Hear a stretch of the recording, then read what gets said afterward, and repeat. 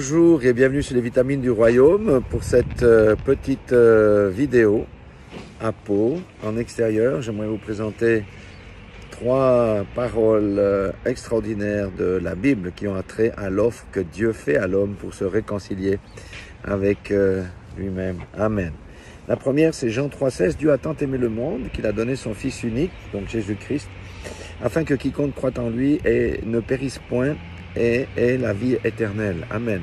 Nous savons que après la mort physique, il y a la résurrection, il y a le jugement, et il y a ceux qui iront à la vie éternelle et ceux qui iront périr dans le lac de feu. C'est ce que la parole de Dieu nous dit. Le deuxième verset, c'est Matthieu 26, 27, où il parle de la Sainte Seine. Il dit « Buvez-en tous, car c'est le sang de l'alliance qui a été répandu pour plusieurs, il n'a pas dit pour tout le monde, pour plusieurs, pour la rémission des péchés. » Ça, c'est important de comprendre que tous n'entreront pas et tous ne profiteront pas du salut parce qu'ils auront refusé l'offre de la rémission des péchés en acceptant Jésus-Christ comme Seigneur et Sauveur.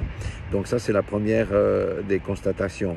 Le salut n'est pas pour tous, mais pour ceux qui acceptent Jésus-Christ comme Seigneur et Sauveur et qui ont reconnu son sacrifice à la croix de Golgotha et qui ont reconnu qu'il est mort et ressuscité pour nous. Alléluia. Et la troisième, c'est Ésaïe 53,5 qui dit « Mais il était blessé pour nos péchés, brisé pour nos iniquités, et le châtiment qui nous donne la paix », vous voyez là, j'ai recevoir, je crois, la joie, la paix, etc. Le châtiment qui nous donne la paix est tombé sur lui, et c'est par ses meurtrissures que nous sommes guéris. Alléluia. Ça veut dire que si on n'accepte pas le sacrifice de Christ, si on n'accepte pas qu'il a été blessé à cause de nos péchés, qu'il a été brisé à cause de nos iniquités, eh bien nous aurons le châtiment. Le châtiment vient déjà sur la vie de quelqu'un déjà dans cette vie-là, bien entendu. Mais le châtiment ultime, eh bien nous savons que c'est la seconde mort dans les temps de feu, comme il l'a dit, parce qu'après la mort vient le jugement et il est réservé aux hommes de mourir une seule fois.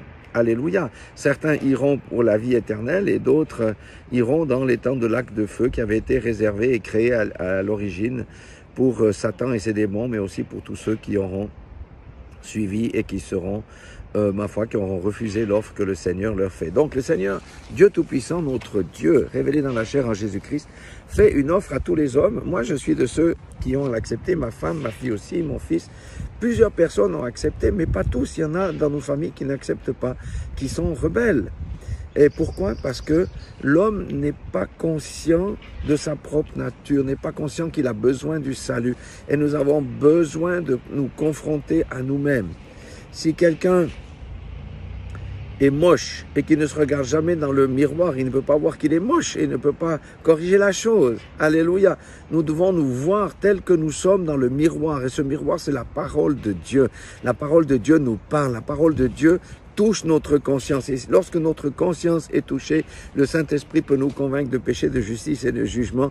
Et à ce moment-là, nous pourrons courir vers Jésus-Christ. Nous pourrons accepter tant de la perche que le Seigneur nous aura tendue. Tant que les gens restent concentrés sur leur situation, eh bien, il manque l'essentiel. L'essentiel pour quelqu'un, surtout dans ces temps dans lesquels nous vivons, c'est d'avoir Christ dans sa vie. Et si quelqu'un a Christ dans sa vie, il est une nouvelle création. Et s'il est une nouvelle création, les choses anciennes sont passées. Ça veut dire les péchés, les vices dans lesquels il se vautrait.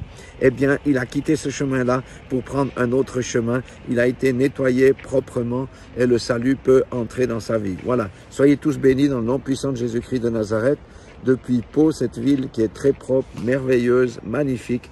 Mais si l'on gratte un peu, nous pouvons voir qu'il y a beaucoup de misère sous la couche de vernis. Voilà, soyez tous bénis dans le nom de Jésus.